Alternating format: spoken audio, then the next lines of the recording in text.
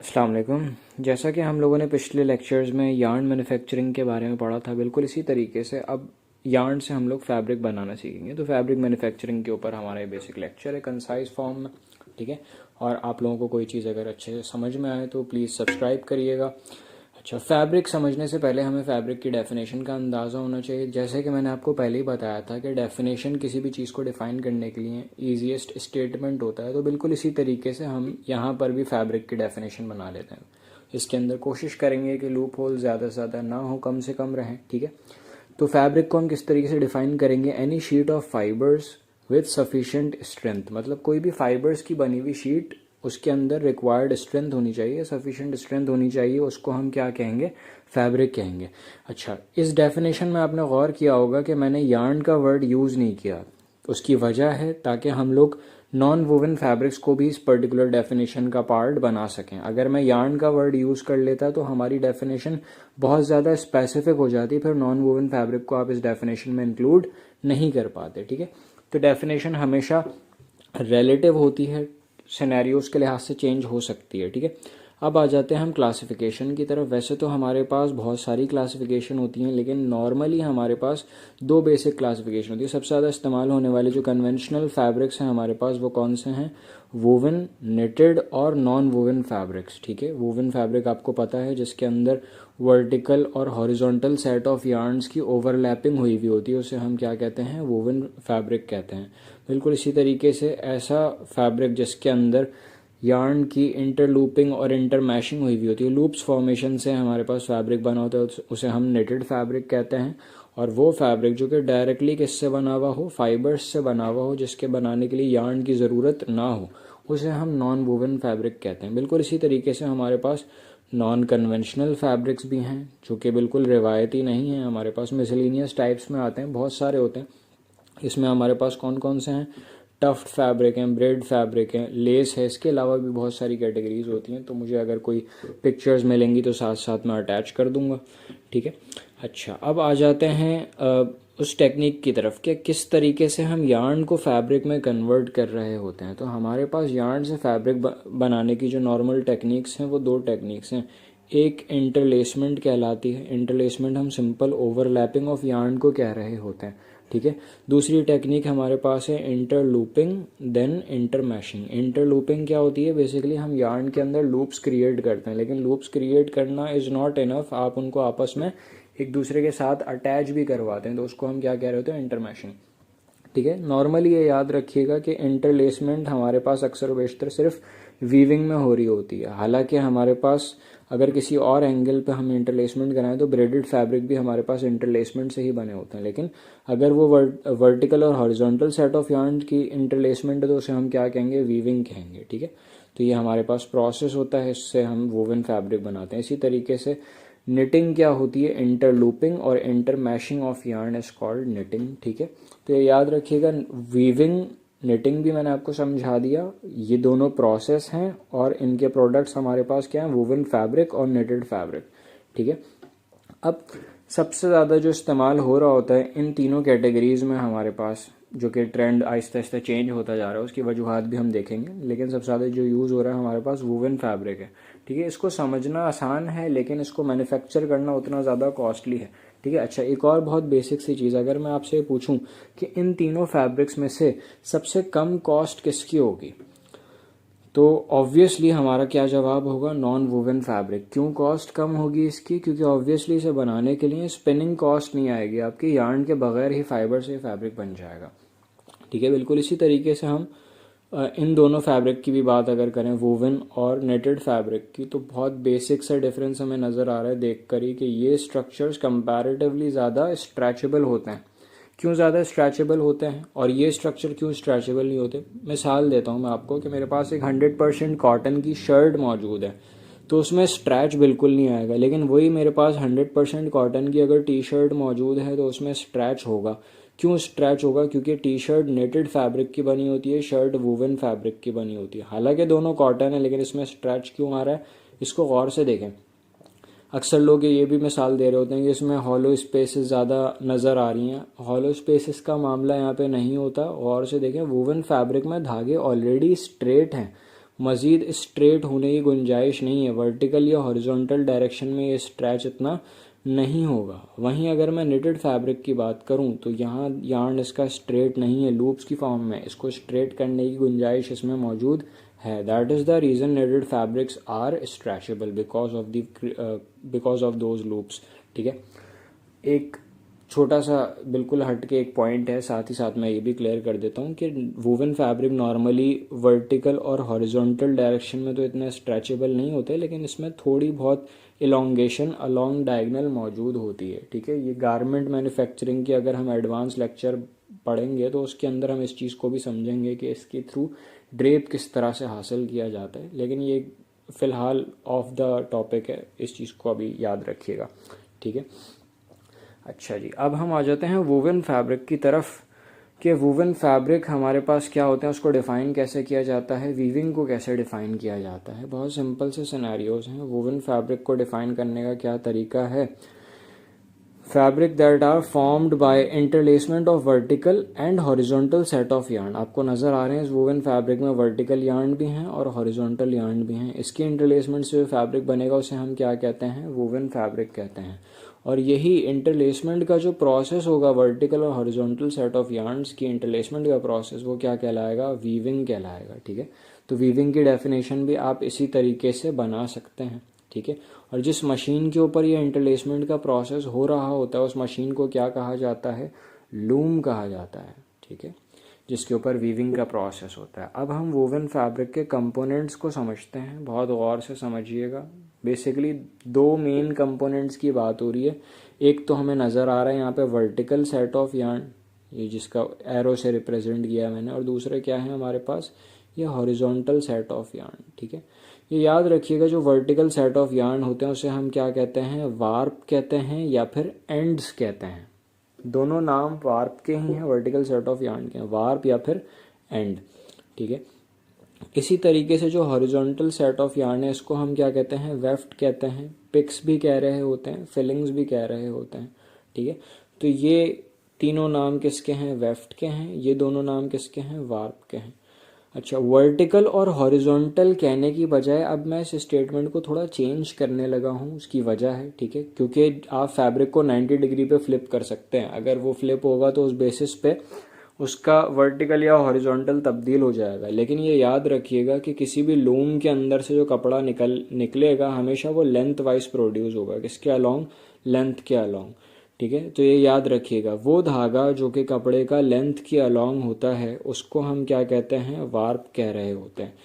Production perspective से मैं बात कर रहा हूँ। लूम से जब भी कपड़ा निकलेगा वो लंबाई में मैन्युफैक्चर होकर निकल रहा होता है, लेंथ में निकल रहा होता है। ठीक है, तो ये इंपॉर्टेंट पॉइंट है, इसे याद रखिएगा। लेंथ में जो धागा हमारे पास होता है उसे वार्प कह रहे हैं, और जो विड्थ में धागा है उसे हम वेफ्ट कह रहे हैं। अगर मैं आपसे सवाल करूं कि इन दोनों यार्न्स में से ज़्यादा इम्पॉर्टेंट धागा कौन सा है, वार्प या फिर वेफ्ट, तो वीडियो पॉज करके सोचें कौन से ज़्यादा इम्पॉर्टेंट होगा।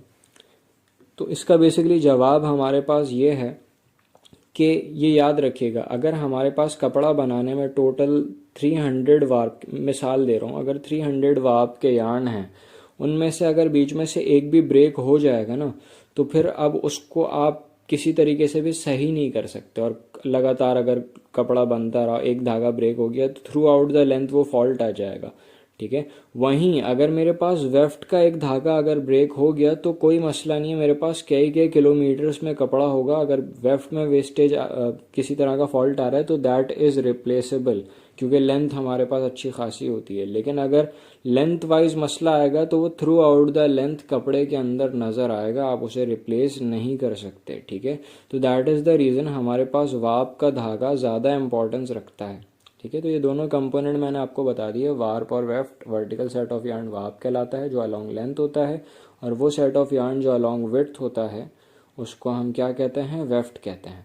ठीक है, अब बहुत गौर से इस डायग्राम को देखें। ये हमारे पास जो फैब्रिक है ये कॉर्नर से किसी तरह का कोई सपोर्ट नहीं है। तो अगर मैं आपसे पूछूं कि यहाँ कॉर्नर से मैं धागा निकाल सकता हूँ क्या, रेवल कर सकता हूँ इसको अनरेवल, तो ऑब्वियसली यहाँ से निकलेगा, उधड़ जाएगा धागा। ठीक है, यही आप इमेजिन करिए कि मेरे पास अगर फैब्रिक का इस तरह से रोल रखा हुआ है और इसमें कॉर्नर से एक वार्प का धागा निकल रहा है, तो क्या होगा, उसको रोकने के लिए कोई सपोर्ट नहीं है, निकलता चला जाएगा, निकलता चला जाएगा, और थ्रू आउट द लेंथ वो वार्प का धागा कॉर्नर से स्लिप होगा। ठीक है, क्या होगा, अगर एक निकल रहा है तो फिर शायद इतना मसला ना हो, 2 3 इस तरीके से बहुत सारे निकल सकते हैं, इससे कपड़ा की क्वालिटी ख़राब हो सकती है। ठीक है, वेफ्ट का निकलना फिर इतना मसला नहीं है, क्योंकि अभी मैंने बताया कपड़ा लेंथ में बन रहा होता है अच्छा खासा, वेफ्ट के अगर थोड़े धागे निकल भी गए तो आप उसे काटेंगे, कस्टमर को बाकी वाला पार्ट आप दे सकते हैं, लेकिन वार्प का धागा निकलेगा तो थ्रू आउट द लेंथ कपड़ा ख़राब हो सकता है। ठीक है, तो इन दोनों में से कौन से धागे का स्लिपेज आपने प्रिवेंट करना होगा, ऑब्वियसली वार्प के स्लिपेज को प्रिवेंट करना होगा। ठीक है, तो वार्प का स्लिपेज प्रिवेंट करने के लिए हम वूवन फैब्रिक के अंदर एक और कंपोनेंट बनाते हैं, उसको हम क्या कहते हैं, सेल्वेज कहते हैं। ठीक है, बहुत इंपॉर्टेंट पॉइंट है, इसको याद रखिएगा। सेल्वेज कंपलसरी नहीं है, लेकिन ये वार्प के स्लिपेज को प्रिवेंट करने के लिए बनाया जा रहा होता है, ताकि कपड़े की ड्यूरेबिलिटी काफ़ी लॉन्ग टाइम तक रहेगा। अगर मिस हैंडलिंग हो रही है तो मिस हैंडलिंग के अंदर अक्सर व बेशतर कपड़े का वार्प कॉर्नर से स्लिप हो सकता है। ठीक है, तो अगर आप चाह रहे हैं कि वो स्लिप ना हो, ड्यूरेबल रहे कपड़ा लॉन्ग लास्टिंगली, तो आप उसके अंदर क्या लगा देंगे, सेल्वेज लगा देंगे, सेल्वेज बना देंगे। ठीक है, सेल्वेज किस तरह का होता है इस चीज़ को भी रिलेट करते हैं। ठीक है, बहुत सारी टाइप्स की सेल्वेज होती हैं हमारे पास, 4 मैंने यहाँ पे लिखी हैं। बहुत गौर से स्ट्रक्चर देखें, अगर यहाँ पर मैं देखूँ मेरे पास रेड कलर का वार्प है और ब्लैक कलर का वेफ्ट नज़र आ रहा है, इस वाले स्ट्रक्चर में अगर देखें, वैसे ऐसा होता नहीं है कि एक ही फैब्रिक में अलग अलग सेल्वेजेस हो, मैंने समझाने के लिए एक ही फैब्रिक के अंदर आपको ये चारों स्ट्रक्चर्स दिखाएं। ठीक है, नॉर्मली शटल लूम जो होती है हमारे पास, वहाँ वेफ्ट का जो धागा होता है वो दोनों साइड से इंसर्ट हो रहा होता है, यहाँ पे जाती है शटल, इंसर्ट करती है, फिर दोबारा यहाँ पर आती है। ठीक है, तो एक ही धागा, सिंगल धागा एज अ वेफ्ट बिहेव कर रहा होता है, और दोनों साइड से इंसर्शन जब कंटिन्यूसली उसकी हो रही होती है तो यहाँ पर ऑटोमेटिकली क्या हो जाएगा, सपोर्ट मिल जाएगा। अब जब मैं यहाँ से वार्प का धागा निकालूंगा तो वो स्लिप नहीं होगा because of this particular support. ठीक है, तो ये जो हमारे पास सपोर्ट आ जाता है इसी को हम क्या कहते हैं, सेल्वेज कहते हैं। शटल लूम में जो बनता है इस तरह का जो टेक्सचर होता है उसे हम प्लेन सेल्वेज कहेंगे, या फिर कन्वेंशनल सेल्वेज भी आप इसे कह सकते हैं। But when we are specifically talking about non मतलब शटललेस लूम्स की बात अगर हम करें, तो वैसे क्या होती है शटल या शटललेस लूम, ये हम आगे जाके डिस्कस करेंगे, हमारे पास लूम्स की भी क्लासिफिकेशन आएगी। ठीक है, तो शटललेस लूम में हमारे पास धागा एक ही सिंगल कंटिन्यूस धागा इंसर्ट नहीं हो रहा होता, बल्कि कट कर करके एक साइड से इंसर्शन होती है। तो यहाँ पर आपको सेल्वेज बनाने के लिए अलग से मैकेनिज्म इंस्टॉल करना पड़ता है। ठीक है, तो वो डिपेंड करता है किस तरह का मैकेनिज्म आप इंस्टॉल करना चाह रहे हैं। अगर मेरे पास वेफ्ट जो है बाहर निकला हुआ है और उसके बाहर निकले हुए पार्ट को मैं दोबारा से फैब्रिक के अंदर रीइंसर्ट कर दूं थोड़ा सा, तो ये चीज़ क्या कहलाएगी, टक इन कहलाएगी। ठीक है, रीइंसर्ट करने को हम टक इन कह रहे होते हैं, जैसे आपने सुना होगा शर्ट को टक इन कर लें, राइट। तो ये निकला हुआ धागा अगर वेफ्ट का मैं दोबारा से फैब्रिक में टक इन कर रहा हूँ तो ये इस तरह का सेल्वेज क्या कहलाएगा, टक इन सेल्वेज कहलाएगा। ठीक है जी, इसी तरीके से अगर सपोज मेरे पास कॉटन का वार्प है लेकिन वेफ्ट जो है मेरे पास पॉलिएस्टर का है, तो मैं क्या कर सकता हूँ, टक इन करने की बजाय आसान सा तरीका क्या होगा कि मैं वेफ्ट को हीट करूँगा इतना कि वो कॉर्नर से फ्यूज़ हो जाएगा। अगर वो फ्यूज़ हो जाएगा मेल्ट होके कॉटन के साथ, तो क्या होगा, अब भी वो स्लिपेज को रोक सकता है। ठीक है, तो ये चीज़ फ्यूज सेल्वेज कहलाएगी। 100% कॉटन में आप इसे यूज़ नहीं कर सकते, अगर करना भी है तो आपको कॉर्नर पे अलग से वार्प यूज़ करना होगा इस तरह का जो कि फ्यूजेबल है। ठीक है, डिपेंडिंग ऑन सिनेरियोज हम इन सारी चीज़ों का फैसला कर रहे होते हैं। ठीक है, अब इसी तरह से ये वाला देखें, हमारे पास ये जो सेल्वेज है, आप और से देखें, वेफ्ट के धागे के साथ हमने कोई छेड़खानी नहीं की है। यहाँ पे हमने यहाँ पर सेल्वेज बनाने के लिए अलग से 2 वार्प के धागे इंसर्ट किए हैं। इस स्ट्रक्चर को मैं थोड़ा जूम करके दिखाता हूँ आपको, बहुत गौर से देखें, 2 अलग से धागे इंसर्ट किए हैं और वो 2 धागे एक दूसरे के ऊपर ट्विस्ट हुए हुए हैं, जिसकी वजह से क्या होगा, इन 2 धागों के पीछे वाला जो रेड वार्प है वो स्लिप नहीं हो पाएगा। ठीक है, ये सेल्वेज क्या कहलाता है, लीनो सेल्वेज कहलाता है। लीनो सेल्वेज बनाने के लिए अलग से आपको वार्प के यार्न कॉर्नर में यूज़ करने पड़ते हैं, ताकि उसके ट्विस्टिंग मैकेनिज्म की वजह से पिछला वाला वार्प स्लिप ना हो रहा हो। ठीक है, तो ये बहुत बेसिक से स्ट्रक्चर्स हैं, उम्मीद है आपको इसके बारे में समझ में आ गया होगा। ठीक है, सेल्वेज के बेसिक स्ट्रक्चर्स हैं, मैंने बता दिया। सेल्वेज क्या है, एक तरह का सपोर्ट जो कि वार्प स्लिपेज को रोकेगा, ठीक है। कंफ्यूज नहीं करिएगा सेल्वेज को किसी टाइप ऑफ स्टिचिंग से, अक्सर और बेशतर लोग ओवरलॉक से इसको कंफ्यूज कर देते हैं, और ओवरलॉक का भी गारमेंट में यही पर्पस होता है, लेकिन वो ड्यूरिंग फैब्रिक मैन्युफैक्चरिंग नहीं बनता। अगर फैब्रिक मैन्युफैक्चरिंग के दौरान आप इस तरह का सपोर्ट डेवलप कर रहे हैं on the edges of fabric, तो ये फिर क्या कहलाएगा, सेल्वेज कहलाएगा। ये बहुत इंपॉर्टेंट पॉइंट है, याद रखिएगा। वार्प के स्लिपेज को रोकने के लिए आप इसे यूज़ करते हैं।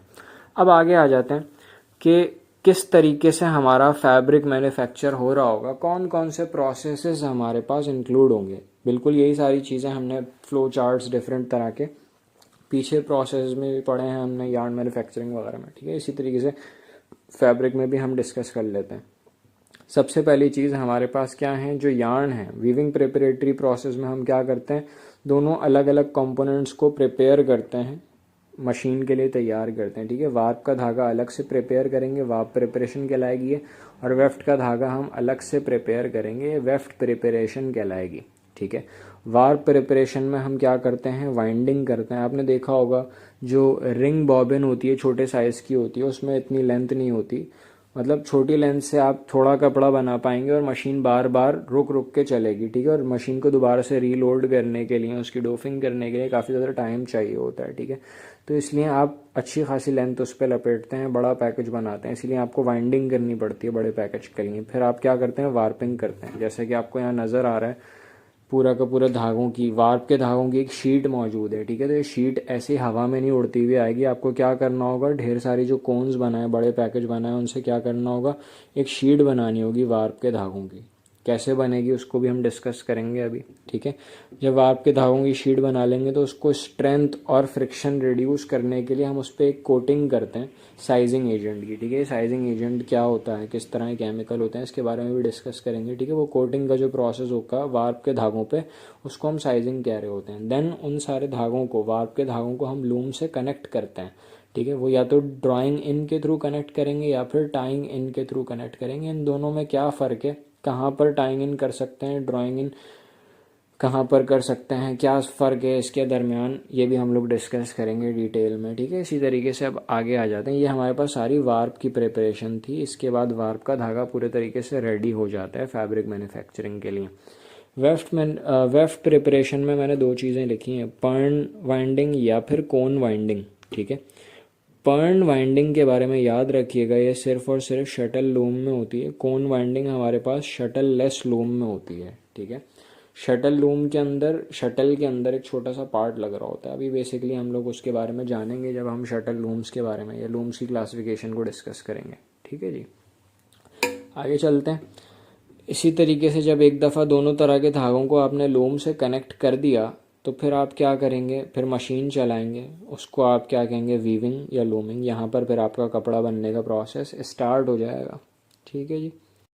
अब इसी फ्लो चार्ट को हम ज़रा डिटेल में डिस्कस करते हैं। सबसे पहला प्रोसेस जो हमारे पास था, वाइंडिंग, ठीक है। अब इस बात को समझिएगा, नॉर्मल सिनेरियोज में हमारे पास होता क्या है, क्यों हम रिंग बॉबिन को इस पर क्यों नहीं लगाते, बड़ी कोन क्यों बनानी पड़ती है, उसके पीछे उसका बैकग्राउंड क्या है, इसको समझें, ठीक है। नॉर्मली याद रखिएगा कि एक लूम को रेडी करने में अच्छा खासा टाइम लग जाता है। कई कई सिनेरियोज में अगर हमारा धागा बहुत ज़्यादा फाइन है और total number of warp yarn अगर हमारे पास बहुत ज़्यादा है, जितने ज़्यादा वार्प यार्न होंगे उसको रेडी करने में उतना ज़्यादा टाइम लगेगा, ठीक है। ड्राइंग इनका प्रोसेस होता है, उसके अंदर काफ़ी ज़्यादा टाइम लग रहा होता है, ठीक है। तो अगर मैं यहाँ पर सपोज़ मेरे पास वार्प की टोटल लेंथ सपोज़ 5 किलोमीटर है, कितनी, सिर्फ और सिर्फ 5 किलोमीटर, तो 5 किलोमीटर धागा फैब्रिक बनाने में कंज्यूम होने के बाद ख़त्म हो जाएगा। तो क्या करना पड़ेगा, मुझे दोबारा से लूम को रेडी करना पड़ेगा, ठीक है। लेकिन अगर मेरे पास 5 की बजाय 15 किलोमीटर का धागा होता तो क्या होता, 15 किलोमीटर लूम बगैर रुके फैब्रिक बना रही होती। वहीं अगर मेरे पास 5 किलोमीटर धागा होता तो उस सिनेरियो में क्या होता, 5 किलोमीटर ख़त्म होने के बाद मुझे दोबारा लूम रेडी करनी पड़ती, फिर 5 किलोमीटर धागा इस्तेमाल होने के बाद मुझे दोबारा लूम रेडी करनी पड़ती, फिर 5 किलोमीटर बनाने के बाद मुझे दोबारा लूम रेडी करनी पड़ती। तो इस पर्टिकुलर सिनेरियो में अगर मेरे पास धागे की कम लेंथ होती तो लूम रेडी करने की वजह से टाइम ज़्यादा लगता और मेरी प्रोडक्शन कम हो जाती। लेकिन अगर मेरे पास धागे की लेंथ ज़्यादा है तो क्या होगा कि मेरा जो वो टाइम था जो लूम रेडी करने के लिए लग रहा था वो टाइम मेरा सेव हो जाएगा। इसीलिए हम क्या करते हैं कि जो ज़्यादा से ज़्यादा रिक्वायर्ड लेंथ होती है उसे एक ही बड़े पैकेज के ऊपर ट्रांसफ़र कर लेते हैं, बिगर पैकेज बना लेते हैं। और जाहिर है इसके लिए हमने जब ट्रांसफ़र करना होगा तो वाइंडिंग करनी होगी, एक स्मॉलर पैकेज से अनवाइंडिंग और बड़े पैकेज के ऊपर उस धागे की वाइंडिंग करनी होगी। इसके लिए नॉर्मल सिनेरियोज में जो मशीन यूज़ हो रही होती है उसे हम ऑटो कोनर कहते हैं, ठीक है जी। ऑटो कोनर में यहाँ पर हम ये काम कर रहे होते हैं। दिमाग में एक सवाल आता है लोगों के कि भाई हम छोटी सी बॉबिन से अगर इस पर ट्रांसफ़र कर रहे हैं तो ये टुकड़ों में जाएगा ना। मिसाल के तौर पे एक रिंग बॉबिन से तो इतना बड़ा कोन बनेगा नहीं। सपोज़ मैंने तकरीबन 5 या 10 रिंग बॉबिन यूज़ करी, दैट मीन्स कि 5 या 10 धागे टुकड़ों में यहाँ पर गए, तो उसे सिंगल यार्न में कैसे लेके जाऊंगा मैं, ठीक है। तो उस सिनेरियो को भी हम समझते हैं। नॉर्मल सिनेरियोज के अंदर हमारे पास जो ऑटो कोनर के और फंक्शन है उसको भी ज़रा देख लेते हैं। एक तो हमारे पास यहाँ फॉल्ट रिमूवल का फंक्शन होता है, ठीक है, और दूसरा स्प्लाइसिंग का फंक्शन होता है। फॉल्ट रिमूवल के अंदर डिफरेंट तरह के फॉल्ट होते हैं। धागे के अंदर अगर थिक प्लेसेस आती है, जिसे हम या तो थिक प्लेस कहते हैं या फिर स्लब कहते हैं, डिपेंडिंग ऑन कि कितनी % थिकनेस है, ठीक है। या फिर धागे के अंदर थिन प्लेस आती है, ये भी एक तरह का फॉल्ट है। धागे के अंदर अगर नॉट आ जाती है किसी तरह की तो ये भी एक तरह का फॉल्ट है। धागे के अंदर अगर बीच में अनवांटेड हेरीनेस आ रही है बहुत ज़्यादा इंटेंसिटी के साथ तो ये भी एक तरह का फॉल्ट है। ये सारे के सारे फॉल्ट्स क्या करते हैं, यार्न क्वालिटी ख़राब कर रहे होते हैं जब, और इससे धागे टूटने के चांसेस बढ़ सकते हैं, ठीक है। तो इन फॉल्ट्स को रिमूव करना ज़रूरी है। रिमूव कैसे करेंगे, सबसे इम्पॉर्टेंट बात, हम धागे के फॉल्टेड पार्ट को बीच में से कट करके रिमूव कर देंगे। अब यहाँ पर फिर एक सवाल पैदा होता है कि अगर मैं यार्न के फॉल्टेड पार्ट को कट करके रिमूव कर रहा हूँ तो धागों को मैं और टुकड़ों में बांट रहा हूँ, ठीक है। इतने पीसेस करने के बाद मैं उसको दोबारा से ज्वाइन कैसे करूँ। एक तरीका तो ये कि मैं दोबारा नॉट लगा दूँ, लेकिन नॉट इटसेल्फ क्या है, फॉल्ट है। तो दूसरा तरीका हमारे पास होता है स्प्लाइसिंग। स्प्लाइसिंग बड़ी इंपॉर्टेंट चीज़ है, समझिएगा, ठीक है। नॉर्मली जो हमारे पास कट हुए यार्न के एंड्स हैं, क्या करना होगा, एक एंड को कॉर्नर से अनट्विस्ट करना होगा, दूसरे एंड को भी कॉर्नर से अनट्विस्ट करना होगा। अनट्विस्ट करने के बाद धागा कुछ इस तरह का नज़र आएगा। मैं उसको ज़रा जूम कर देता हूँ ताकि आपको अच्छे से नज़र आए चीज़ें, ठीक है। कि हमने जब इसको अनट्विस्ट किया एयर से तो धागा इस तरह खुल गया कॉर्नर से, ये भी खुल गया। देन हम इन दोनों धागों को करीब लेकर आते हैं और एयर से दोबारा से रीट्विस्ट कर देते हैं, ठीक है। तो रीट्विस्ट कर दिया तो यहाँ पर कोई नॉट नहीं लगती है, बल्कि एक तरह से धागा रीमैन्युफैक्चर हो जाता है। बहुत हल्की सी थिक प्लेस आती है, बहुत हल्की सी, तकरीबन नॉन डिटेक्टेबल होती है। इसको हम स्प्लाइस कहते हैं। और ये पूरा प्रोसेस हमारे पास क्या कहलाता है, स्प्लाइसिंग कहलाता है, ठीक है। तो अब मैं वही सवाल अगर आपसे पूछूं कि मेरे पास जो रिंग बॉबिन है, अगर मैं इससे बड़ा पैकेज बना रहा हूँ, 10 या 5 रिंग बॉबिन से एक बड़ा पैकेज बना रहा हूँ, तो वो मेरे पास टुकड़ों में जाएगा नहीं, ऑब्वियसली। 5 या 10 धागे अगर मेरे पास यहाँ ट्रांसफ़र हो रहे हैं एक एक करके, तो वो मैंने स्प्लाइसिंग से सिंगल यार्न बनाकर ही ट्रांसफ़र किए होंगे, ठीक है। तो आपको यहाँ तक इसका पर्पस समझ में आ गया होगा क्यों हमें बड़े साइज़ की कोन्स रिक्वायर्ड होती हैं, ठीक है। तो जितने भी फैब्रिक बनाने के लिए हमें वार्प यार्न चाहिए उतनी ही मैंने कोन्स बना लेनी। सपोज़ मेरे फैब्रिक के अंदर अगर 3600 कोन 3600 वार्प यार्न रिक्वायर्ड है, तो वो 3600 वार्प यार्न मुझे अलग अलग कोन उनकी चाहिए होगी, ठीक है। तो उतनी ही मैंने कोन्स बनानी होंगी, प्रिपेयर करनी होंगी वाइंडिंग के थ्रू, ठीक है।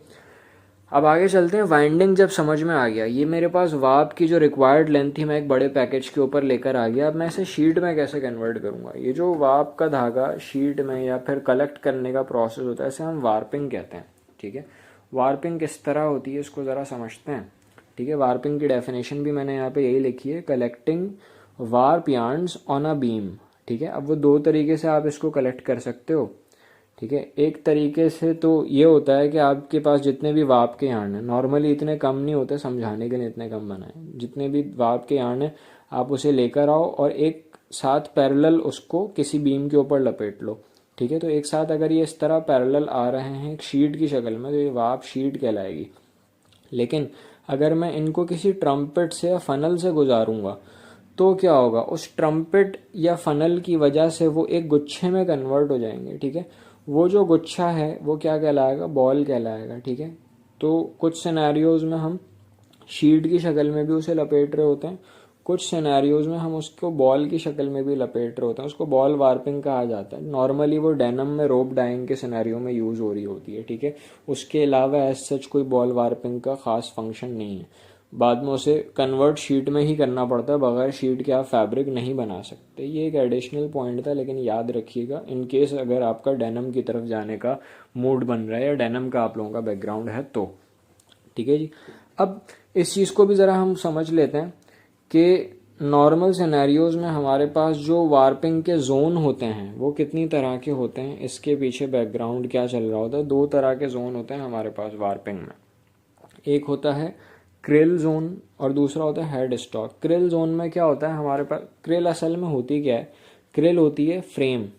ठीक है, मैंने आपको बताया था कि कोन कितनी बनाई थी, मिसाल के तौर पे मैंने यहाँ पर समझाया था आपको कि मेरे पास कितनी वाप के धागों की कोन है, 3600 वाप के धागों की कोन है। तो मैं उसके अंदर से यार्न अगर विदड्रॉ कर रहा हूँ शीट में कन्वर्ट करने के लिए, तो मैं उसे ज़मीन पे रख के विदड्रॉ करूँगा क्या? ऑब्वियसली नहीं। अगर मैं इसमें ज़मीन पे रख के काम कर रहा हूँ, बहुत तेज़ी से इसमें से यार्न विदड्रॉ हो रहा है, तो ये पैकेज स्टेबल नहीं रहेगा, ये लहराना शुरू हो जाएगा, लुढ़कता रहेगा ज़मीन के ऊपर। तो मुझे कोई ऐसा फ्रेम चाहिए जिसके ऊपर मैं इन पैकेजेस को लगा सकूँ, ताकि विड्रॉल के दौरान ये मूव भी ना हो और इंटेंगलमेंट के चांसेस भी ख़त्म हो जाएं। ठीक है, तो हमारे पास नॉर्मल सिनेरियोज में जो फ्रेम होता है जिसके ऊपर हम बहुत सारी पैकेजेस को लगा देते हैं वो क्रिल कहलाता है। ठीक है, फ्रेम के ऊपर से एक साथ उन सारे पैकेजेस को हम विड्रॉ कर रहे होते हैं।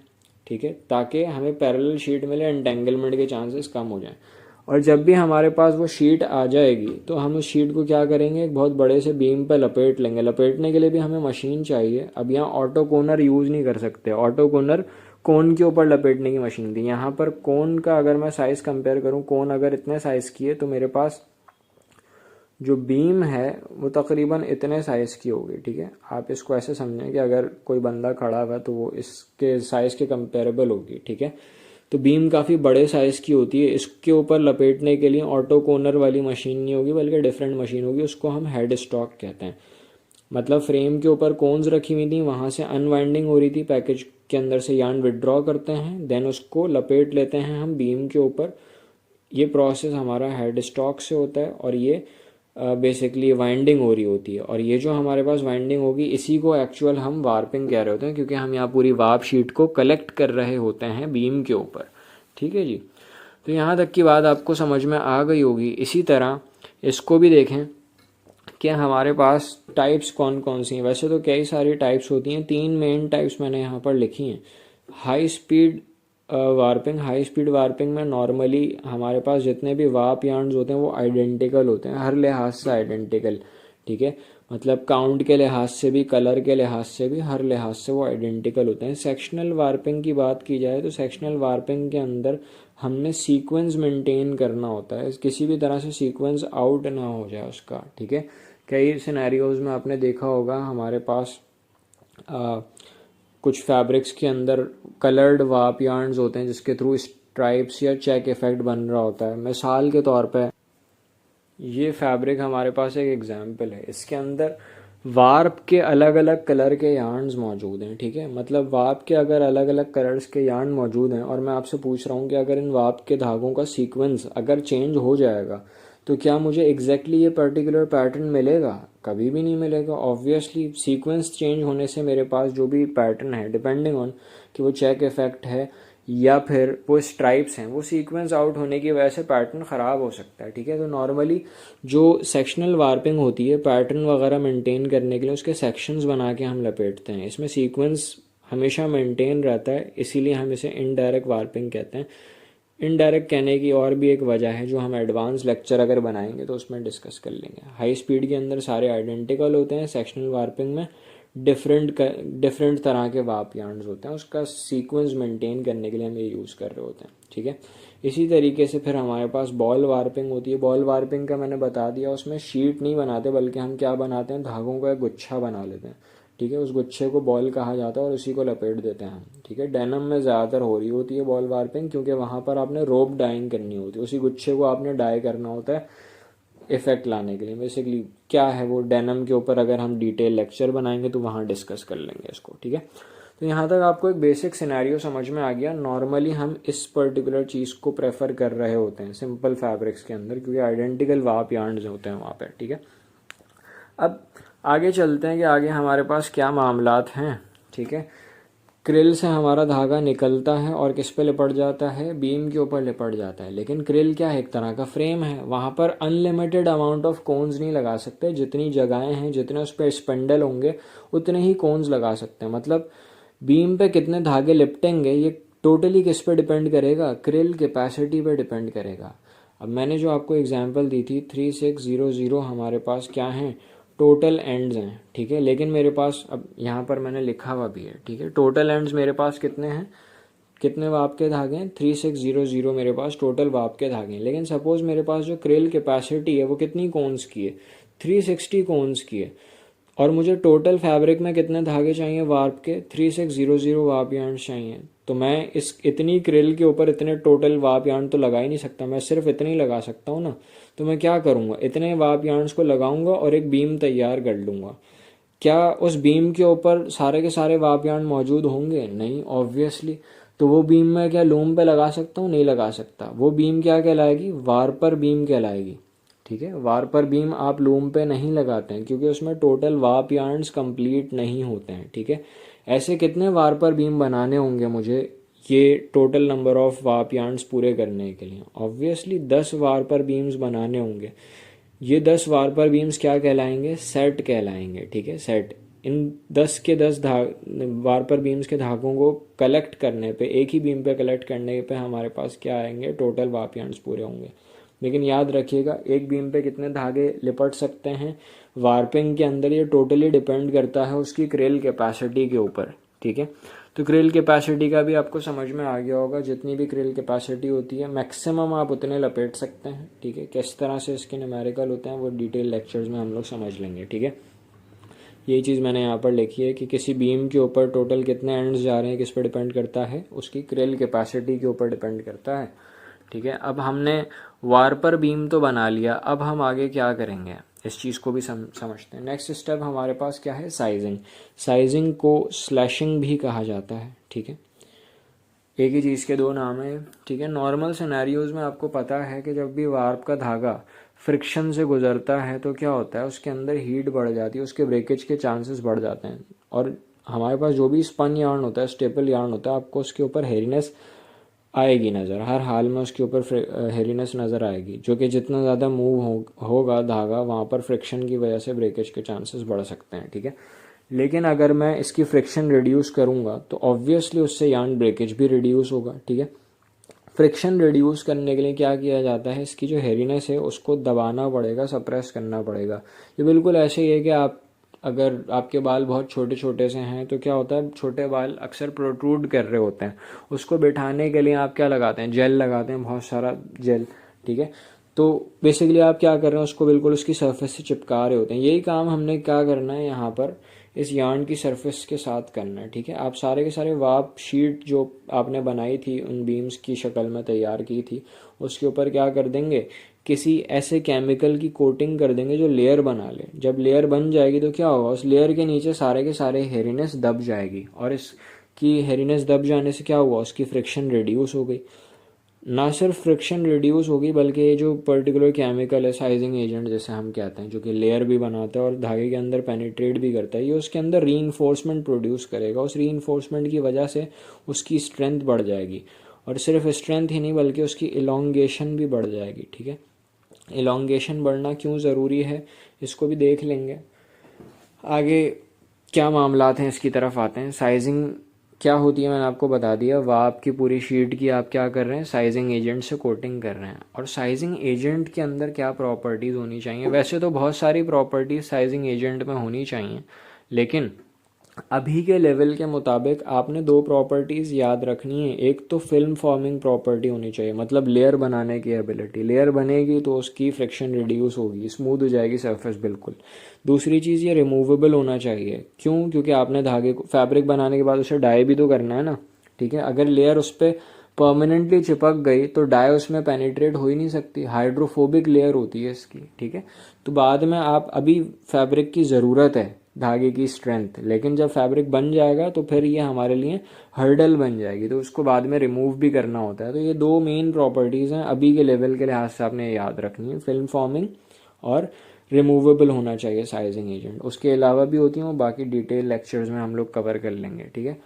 टाइप्स ऑफ साइजिंग एजेंट भी हमारे पास बहुत सारी होती हैं, सिर्फ साइजिंग एजेंट ही नहीं बल्कि और भी केमिकल्स अब हम अप्लाई कर रहे होते हैं, वो भी देख लेंगे डिटेल लेक्चर में। फ़िलहाल साइजिंग एजेंट्स को हम डिस्कस करते हैं, ठीक है, कि कौन कौन से साइजिंग एजेंट हैं।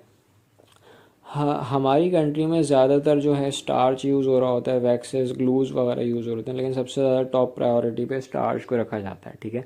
लेकिन इंटरनेशनली अक्सर व बेशतर लोग पीवीए से काम कर रहे होते हैं। पीवीए रिसाइकलेबल भी होता है, अच्छे खासे अमाउंट में रिसाइकिल किया जा सकता है। लेकिन स्टार्च क्यों प्रेफर करते हैं ये एक लंबी बहस है, ठीक है, इसकी तरफ भी जाएंगे। नेचुरल साइजिंग एजेंट में हमारे पास ये पर्टिकुलर केमिकल्स हैं, ठीक है, बायोडिग्रेडेबल होते हैं, लेकिन ये बहुत इंपॉर्टेंट बात है।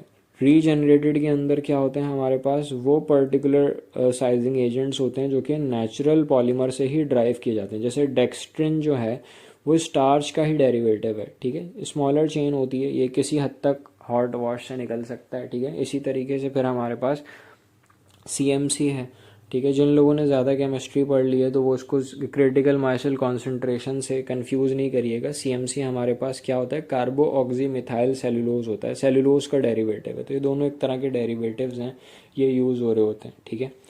और सिंथेटिक में हमारे पास अक्सर व बेशतर पॉलीविनाइल अल्कोहल या एक्राइल बेस्ड साइजिंग एजेंट्स इस्तेमाल हो रहे होते हैं, ठीक है जी। यहाँ तक की बात हमने डिस्कस कर ली। अब हम आगे आ जाते हैं कि ये ओवरऑल प्रोसेस किया किस तरह से जाता है, अप्लाई किस तरीके से किया जा रहा होता है यार्न के ऊपर।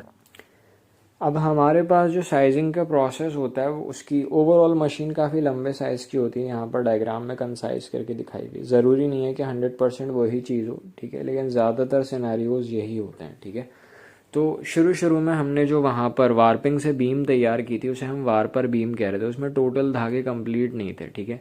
डिपेंडिंग ऑन कि कितने वार्पर बीम बनाए, कितने सेट बनाए, वो सारे के सारे सेट हम एक साथ साइज कर रहे होते हैं, क्योंकि हमने साइज करने के बाद उन सबको एक ही बीम पे कलेक्ट करना है। जाहिर है total number of warp yarns हमें एक ही बीम के ऊपर चाहिए ना, तभी लूम से कनेक्ट कर पाएंगे, ठीक है।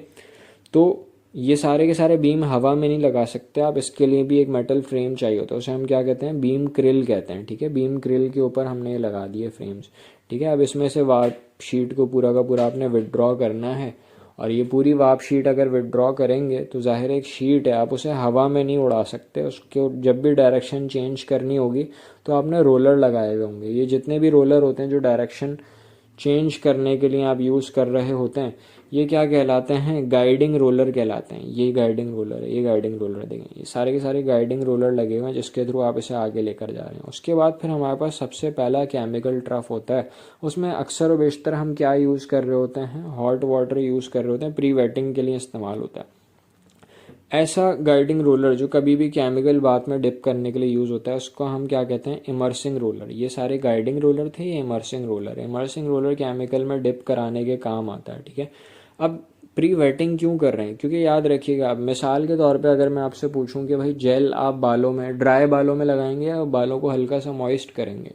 ऑब्वियसली मॉइस्ट करके जेल लगाए जाते हैं। उसके पीछे रीज़न क्या है, ताकि एडहेशन अच्छी हो जाए, ठीक है। तो यही लॉजिक है इसकी भी, सही से उसके पोर्स खुल जाते हैं हॉट वाटर से ट्रीट करने पे, ठीक है। लेकिन आप गौर करें, जब जैसे ही हॉट वाटर में डिप होने के बाद ये आगे जा रहा है तो यहाँ पर एक नहीं बल्कि दो रोलर हैं। इनका पर्पस क्या होता है, स्क्वीजिंग इसका पर्पस होता है, इसको पैडर कहा जाता है, ठीक है। अक्सर केमिकल ट्रीटमेंट में फैब्रिक किसी केमिकल से डिप हो रहा हो या यार्न की शीट डिप हो रही हो तो उसको स्क्वीज़ करना बड़ा ज़रूरी होता है, वरना क्या होगा, बहुत सारा एक्सेसिव अमाउंट में वो केमिकल आगे ले जा सकता है, ठीक है।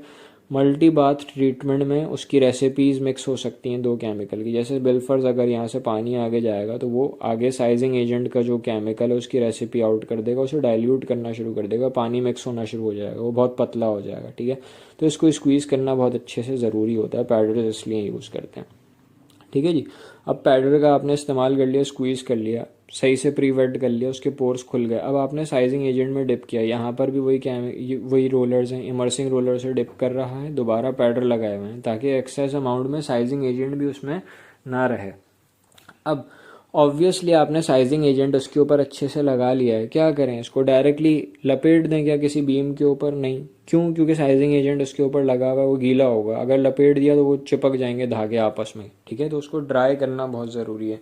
ड्राइंग बहुत सारे तरीक़ों से कराई जा रही होती है, लेकिन अक्सर और बेशतर हम साइजिंग में जो ड्राइंग यूज़ करते हैं वो ड्रम ड्राइंग यूज़ कर रहे होते हैं। यहाँ पर बड़े बड़े साइज़ के ड्रम्स होते हैं और वो फैब्रिक के साथ साथ ही रोटेट कर रहे होते हैं। ड्रम अंदर से हॉलो होते हैं और उसमें स्टीम भरी हुई होती है, बहुत ज़्यादा हाई टेम्परेचर स्टीम उसमें से गुजर रही होती है, जिसकी वजह से उसका टेम्परेचर बढ़ जाता है। और जब टेम्परेचर बढ़ेगा तो क्या होगा, ये जो गीला फैब्रिक है जैसे उससे टच होगा तो उसका पानी भी एवेपोरेट होना शुरू हो जाएगा, ठीक है, जिसकी वजह से जो साइजिंग एजेंट आपने इस पर अप्लाई किया था उसका पानी उड़ जाता है और केमिकल ड्राई हो जाता है, वो लेयर हार्ड हो जाती है कंपैरेटिवली, ठीक है। तो ड्राइंग का ये पर्पस होता है। लेकिन बड़ी इंपॉर्टेंट बात, अब यहाँ पर शीट एक धागा तो नहीं है, उसके अंदर बहुत सारे धागे हैं और कई धागे करीब करीब हैं, बिल्कुल चिपके हुए हैं, तो वो आपस में एक दूसरे से चिपक जाते हैं। तो उन्हें सेपरेट करने के लिए हमने यहाँ लीजिंग का प्रोसेस यूज़ किया होता है। लीजिंग के प्रोसेस का मतलब क्या है कि आपके कुछ धागे रॉड के ऊपर से गुजरेंगे, कुछ नीचे से गुजरेंगे, तो अगर चिपके हुए भी थे तो सेग्रीगेट हो जाएंगे। मिसाल के तौर पे अगर मैं आपको एक और थोड़ी बेहतर मिसाल दे दूं, थोड़ा समझ में आ जाएगा आपको।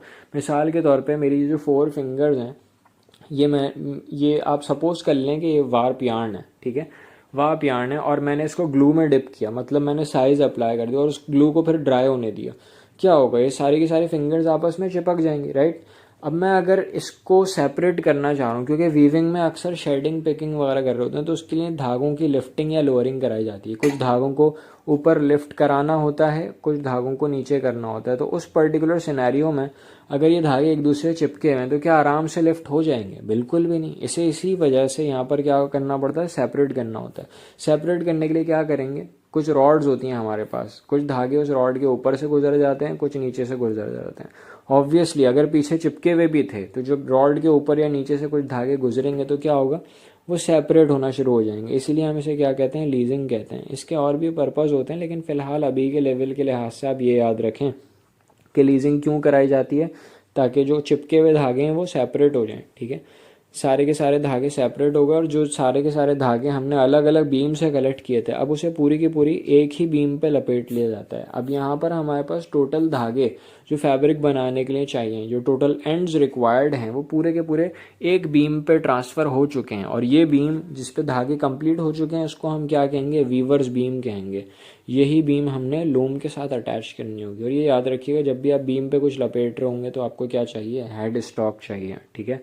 तो ये बीम भारी होती है, कोन जितनी हल्की नहीं होती, ऑटो कोनर से काम नहीं चलेगा, आपको हेड स्टॉक लगानी पड़ेगी। हेड स्टॉक से बीम को लपेटा जा रहा होता है, ठीक है जी। आगे चलते हैं।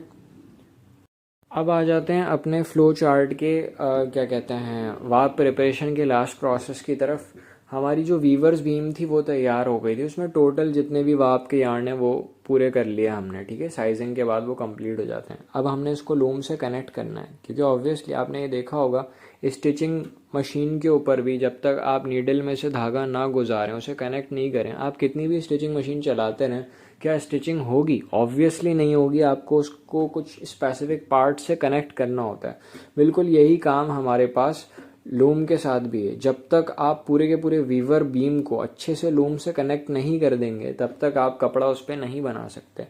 तो ड्राइंग इन या टाइंग इन दोनों में ही आप क्या कर रहे होते हैं, हर एक इंडिविजुअल वार्प यार्न जो कि हमारा वीवर्स बीम पे मौजूद है उसे इन 3 इम्पॉर्टेंट पार्ट्स से कनेक्ट करना बहुत ज़रूरी होता है। सबसे पहले नंबर पे हमारे पास क्या है, ड्रॉपर वायर। ड्रॉपर वायर के बाद फिर हमारे पास क्या होता है, हील्ड वायर। हील्ड वायर के बाद हमारे पास क्या होती है, रीड। इन तीनों पार्ट से इसी सीक्वेंस में हमने क्या करना होता है, हर एक वार्प यार्न को गुजारना होता है, ठीक है। देन जब गुजार देते हैं हम फिर ले जाके सारे वार्प यार्न्स को आगे क्लॉथ रोलर से कनेक्ट कर देते हैं, बांध देते हैं। यहाँ इन चीज़ों से गुजारने के बाद हमारा पूरा का पूरा जो लूम है वो अब रेडी हो जाती है, मतलब कनेक्ट हो जाता है उसके साथ वीवर बीम, ठीक है। मतलब अब हम प्रोसेस अपना स्टार्ट कर सकते हैं। अब आपको याद होगा मैंने यहाँ पर शुरू में जो बातें की थी उससे आपको इतना समझ आ गया होगा कि ड्राइंग इन का प्रोसेस और टाइंग इन का जो प्रोसेस है इसमें कोई ना कोई डिफरेंस तो है। अब वो डिफरेंस क्या है उसको ज़रा डिस्कस करते हैं हम लोग, ठीक है। ये याद रखिएगा, ये सीक्वेंस बहुत मैटर करता है, क्योंकि आपने देखा होगा अलग अलग फैब्रिक्स में अलग अलग तरह के टेक्सचर्स आ रहे होते हैं। सिर्फ यार्न की ओवरलैपिंग या इंटरलेसमेंट का सीक्वेंस तब्दील कर करके आ रहे होते हैं, राइट। तो किस सीक्वेंस में किस धागे को किस फ्रेम से कनेक्ट करना है आपने, तो ये सीक्वेंस बड़ा इंपॉर्टेंट होता है। ठीक है। और इसीलिए हमारे पास इन तीनों पार्ट्स में से गुजारा जाता है उसी सीक्वेंस के लिहाज से, ठीक है। अगर मुझे एक लूम के ऊपर डिफरेंट क्वालिटी का फैब्रिक बनाना है तो उस डिफरेंट क्वालिटी के लिए मुझे क्या करना होगा, दोबारा नए सिरे से प्रोसेस करना पड़ेगा। ये याद रखिएगा, जब भी ये प्रोसेस बिल्कुल नए सिरे से हो रहा होगा तो उसे क्या कहा जाएगा, ड्राइंग इन कहा जाएगा। मतलब इन सब के अंदर से यार्न को आप ड्रॉ कर रहे हैं, नए सिरे से ड्रॉ कर रहे हैं, ठीक है, गुजार रहे हैं, तो इसीलिए ड्राइंग इन कहा जाता है। लेकिन सपोज मेरे पास एक स्पेसिफिक फैब्रिक क्वालिटी है, मेरे पास उसका वाप का धागा ख़त्म हो गया, लेकिन मेरे पास उसका मज़ीद ऑर्डर आ गया, मुझे वही फैब्रिक और बनाना है, तो मैं उसी पर्टिकुलर सीक्वेंस के लिहाज से क्या करूँगा, मैं दोबारा नए सिरे से वीवर बीम को कनेक्ट नहीं करूँगा, बल्कि नया वाला वीवर बीम ला के पुराने वीवर बीम के जो धागे ख़त्म होने वाले होंगे उसके साथ नॉटिंग कर दूंगा और दूसरी साइड पे खींच लूँगा। नॉटिंग की वजह से क्या होगा, मेरा काफ़ी ज़्यादा टाइम बच जाएगा, मुझे अलग अलग से इन सारे पार्ट्स में से गुजारना नहीं पड़ेगा, ठीक है। तो ये जो नॉटिंग वाला पार्ट है जो स्पेसिफिकली उसी सिनेरियो में हम यूज़ कर सकते हैं जब हमारे पास सेम क्वालिटी मज़ीद बनानी हो, उसको हम क्या कहेंगे, टाइंग इन, ठीक है। वरना नॉर्मली लूम रेडी करने का जो प्रोसेस है ड्राइंग इन, उसमें काफ़ी ज़्यादा टाइम लग जाता है। टाइंग इन हमारा टाइम बचा लेता है। इंडस्ट्री में जब भी आप कभी नए नए जाएंगे वीविंग के अंदर या एज अ मर्चेंडाइजर जा रहे होते हैं, फैब्रिक मर्चेंडाइजर के तौर पे, तो आपके पास जब भी ऑर्डर आता है, अगर आप टेक्निकली इतने साउंड नहीं है, आपको नहीं अंदाज़ा इस बारे में, तो क्या होगा, आप जाके लेबर्स से फड्डे करेंगे, ठीक है। उसकी वजह से क्या हो रहा होगा, आपको पता ही नहीं होगा कि दोबारा नए सिरे से इस तरीके से काम करना है। तो सैम्पलिंग अक्सर इस तरह की प्रोडक्शन लूम्स के ऊपर करना इसीलिए मुश्किल होता है कि नए नए आप सैम्पल्स बनवाने के लिए प्रोडक्शन कॉम्प्रोमाइज़ कर देंगे, क्योंकि ड्राइंग इनके अंदर ही काफ़ी ज़्यादा टाइम लग जाता है। But when we are talking about tying in, तो वो आपको पता होना चाहिए सेम क्वालिटी के चल रही है तो आप उसके अंदर करवा सकते हैं, ठीक है। तो आपने देखना होगा कि कौन सी लूम के ऊपर वही पर्टिकुलर सीक्वेंस आपके चल रहे हैं, उसी पर्टिकुलर लूम के ऊपर आपका डिज़ाइन आसानी से लगवा सकते हैं आप, ठीक है जी। तो ये हमारे पास सारे के सारे वीविंग प्रिपरेटरी प्रोसेसेस हो गए कंप्लीट, ठीक है। पर्न वाइंडिंग या कोन वाइंडिंग के बारे में हम डिस्कस करेंगे जब हम उसको पढ़ेंगे, क्या नाम है, लूम की क्लासिफिकेशन को, ठीक है। वहाँ पर आपको खुद ही अंदाज़ा हो जाएगा। कोन वाइंडिंग तो बिल्कुल इसी तरीके से थी जो कि हम लोगों ने यहाँ पर अभी वाइंडिंग पढ़ी, लेकिन पर्न वाइंडिंग क्या होती है उसके बारे में भी आपको एक बेसिक आइडिया हो जाएगा, ठीक है। अब हम आ जाते हैं लूमिंग की तरफ कि वीविंग होती क्या है, लूमिंग क्या होती है, किस तरीके से फैब्रिक बनना होता है। वीविंग कह लें या लूमिंग कह लें, आपने धागा कनेक्ट तो कर दिया है ना लूम से। अब आप जैसे ही लूम चलाएंगे क्या होगा, कपड़ा बनना स्टार्ट हो जाएगा। तो लूम के ऊपर धागों के कुछ ना कुछ मूवमेंट्स हो रही होती हैं, उन मूवमेंट्स को या उन मोशंस को हम क्या कह रहे होते हैं, लूम के अंदर जो मोशंस हो रही होती हैं उसको हम वीविंग मोशंस कह रहे होते हैं, ठीक है। ये वीविंग मोशन हमारे पास तीन तरह के होते हैं, प्राइमरी मोशंस, सेकेंडरी मोशंस और टर्शरी मोशंस। ये प्राइमरी मोशंस किस चीज़ के लिए रिस्पॉन्सिबल होते हैं, बहुत इंपॉर्टेंट बात है। प्राइमरी मोशंस रिस्पॉन्सिबल होते हैं फैब्रिक फॉर्मेशन के लिए। बगैर प्राइमरी मोशंस के फैब्रिक बन ही नहीं सकता। आप इवन अगर हैंड लूम की भी बात करें, जो अक्सर लकड़ी की लूम्स होती हैं, बगैर इलेक्ट्रिसिटी के चल रही होती हैं, ठीक है, तो उसके अंदर भी प्राइमरी मोशंस तो कंपलसरी हैं, ठीक है। लेकिन अगर आप चाह रहे हैं फैब्रिक कंटिन्यूसली बनता रहे तो आपको उसकी कंटिन्यूटी मेंटेन करने के लिए सेकेंडरी मोशंस भी लगाने पड़ेंगे। सेकेंडरी मोशन धागे सप्लाई करने को और उसका जो बना हुआ फैब्रिक है उसको लपेटने को हम सेकेंडरी मोशंस में लेकर आ रहे होते हैं। फिर टर्शरी मोशन जो हमारे पास है, ऑक्सिलरी मोशन भी कहा जाता है इसको, ठीक है। ऑक्सिलरी क्या चीज़ होती है ये याद रखिएगा, ये टर्म आपको बहुत सारी जगहों पे कंफ्यूज कर सकती है।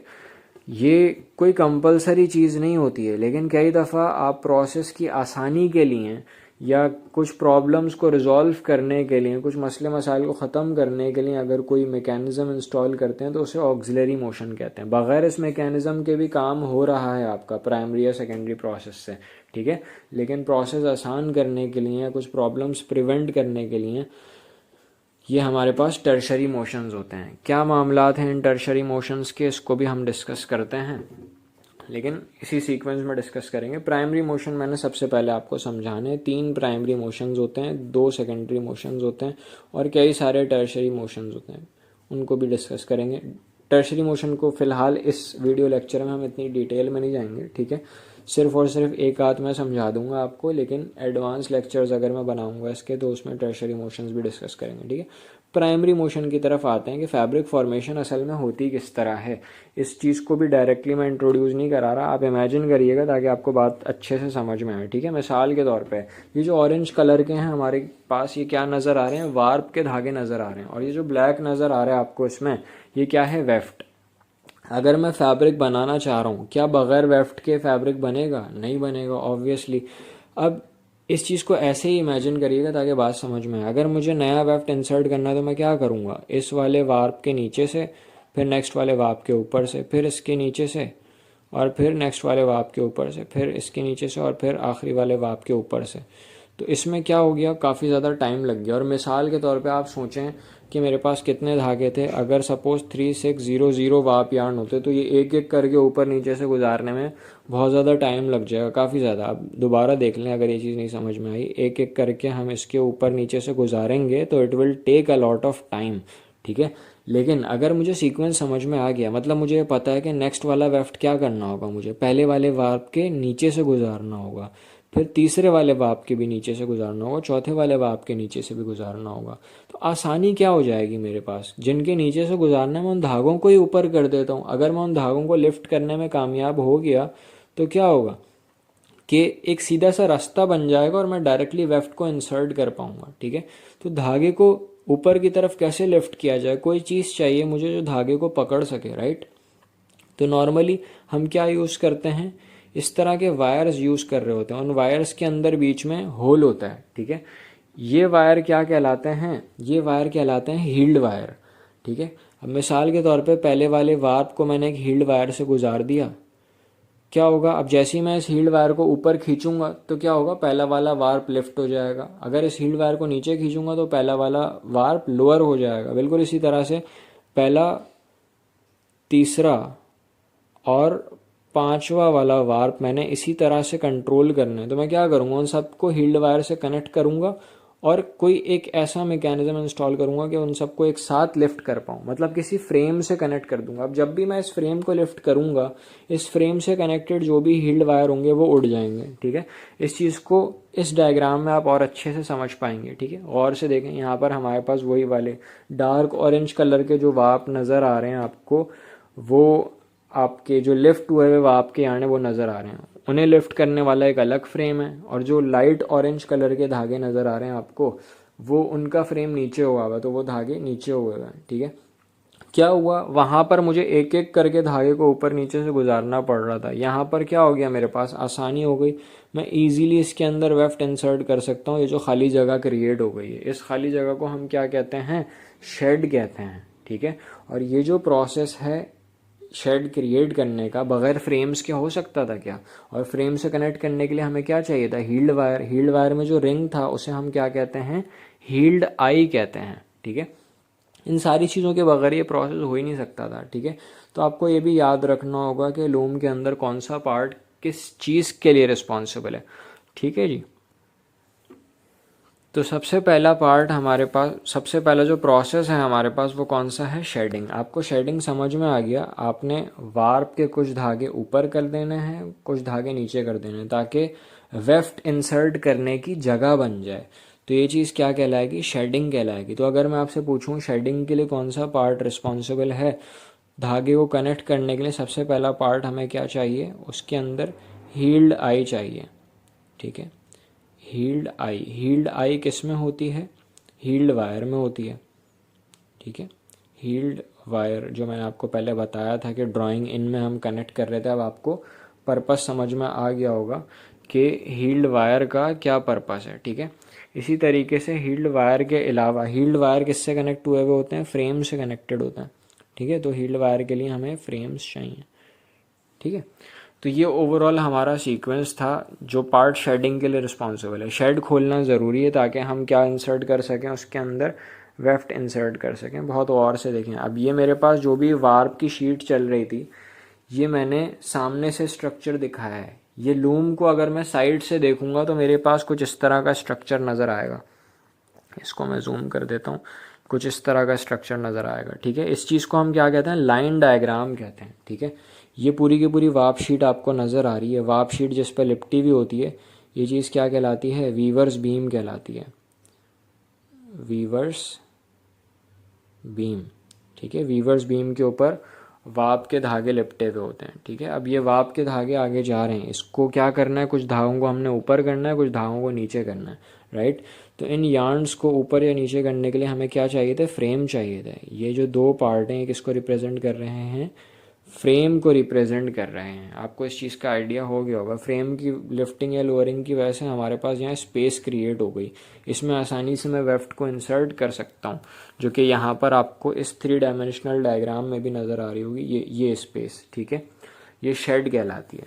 ठीक है, अब फैब्रिक मेरे पास किस साइड पे बन रहा है, लेफ्ट साइड पे बन रहा है या राइट साइड पे बन रहा है, ऑब्वियसली राइट साइड पे मेरे पास ये फैब्रिक बन रहा है। ठीक है, तो मैं वेफ्ट कहाँ इंसर्ट करूँ, वेफ्ट मैं लेफ्ट साइड पे इंसर्ट करूँ या राइट साइड पे करूँ, ऑब्वियसली उस वेफ्ट को मैंने फैब्रिक का पार्ट बनाना है तो मैं राइट साइड पर ही इंसर्ट करूँगा। फ्रेम्स की राइट साइड पे मैंने क्या इंसर्ट कर देना है, वेफ्ट इंसर्ट कर देना है। जब फैब्रिक बनेगा तो ये आपको वेफ्ट यार्न्स का क्रॉस सेक्शन भी यहाँ पे नज़र आ रहा होगा। ठीक है, अब मैंने जब इसके अंदर वेफ्ट इंसर्ट करना है शेड में, यहाँ से इस जगह से लेके इस जगह तक जो वेफ्ट मैंने इंसर्ट करना है, ये वेफ्ट की इंसर्शन क्या कहलाएगी, ये पिकिंग कहलाएगी। आपको याद होगा वेफ्ट का दूसरा नाम क्या होता था, पिक होता था। ठीक है, तो what is picking, weft insertion is called picking. अब क्या धागा उड़ता हुआ जाएगा यहाँ से यहाँ तक, ऑब्वियसली नहीं, कोई ना कोई मीडियम चाहिए जो कि इसे ट्रांसफ़र कर सके।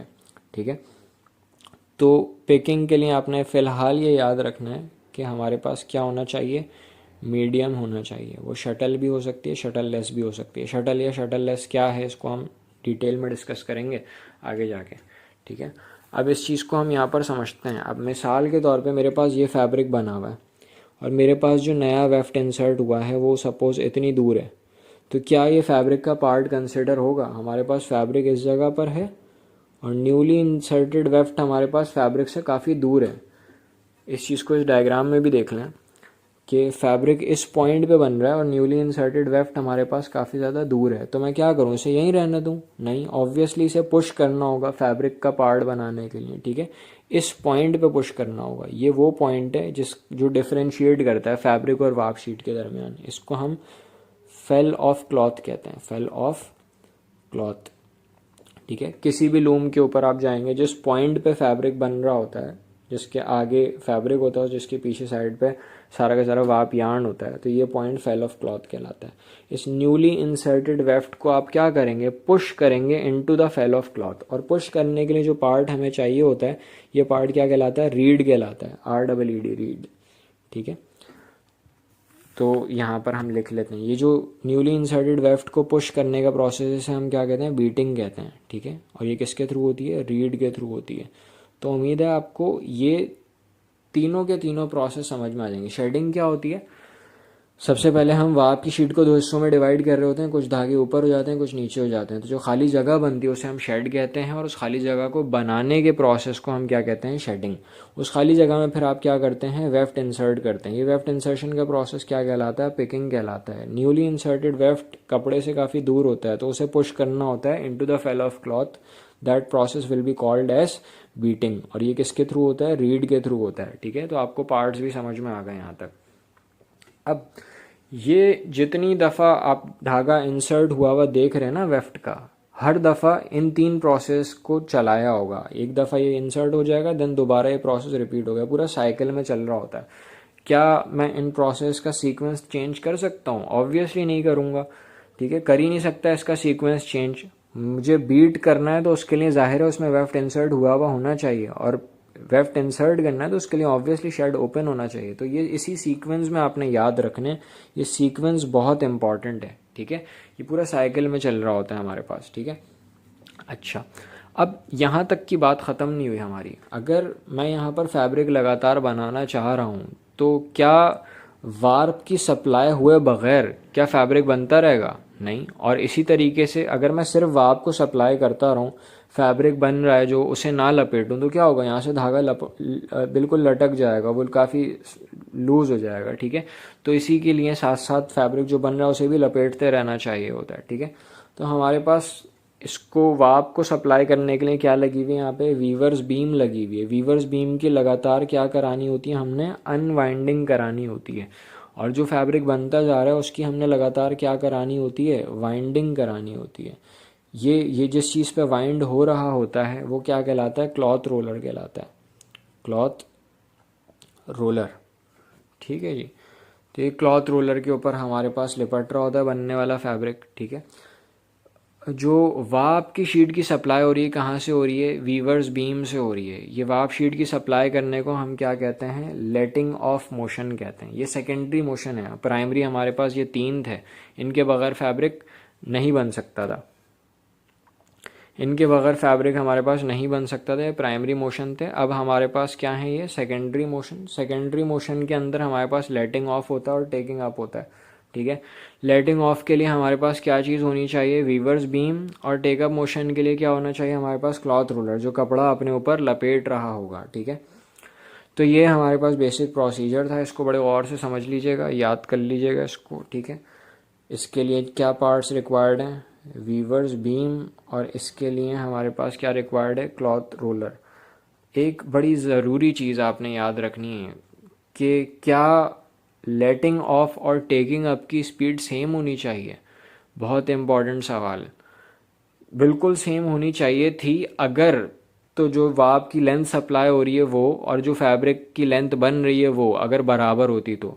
लेकिन याद रखिएगा, आप भी इस चीज़ में देख सकते हैं कि हमारे पास जो फैब्रिक मैंने दिखाया है यहाँ पे, जो क्रॉस सेक्शन बनाया मैंने वेफ्ट का बनाया है, और इसमें जो वार्प का धागा इंसर्ट हो रहा है वो स्ट्रेट नहीं है इस तरह से। मतलब अगर मैंने इस कपड़े में से धागा निकाला वार्प का और उसे स्ट्रेट किया, क्या उसकी इतनी लेंथ होगी, नहीं, वो इससे कंपैरेटिवली ज़्यादा होगी। दैट मीन्स धागा ज़्यादा सप्लाई हो रहा है, वो इन डायगनल्स में कंज्यूम हो रहा है। ये जो डायगनल्स में टेक्सचर बन रहा है हमारे पास, वेवी स्ट्रक्चर, इसको हम क्रिम्प कहते हैं। ठीक है। याद रखिएगा, वार्प का क्रिम्प परसेंट कितना होगा, उतना ही परसेंट हमारे पास लेट ऑफ और टेकअप की वेलोसिटी डिफरेंस होगा। ठीक है।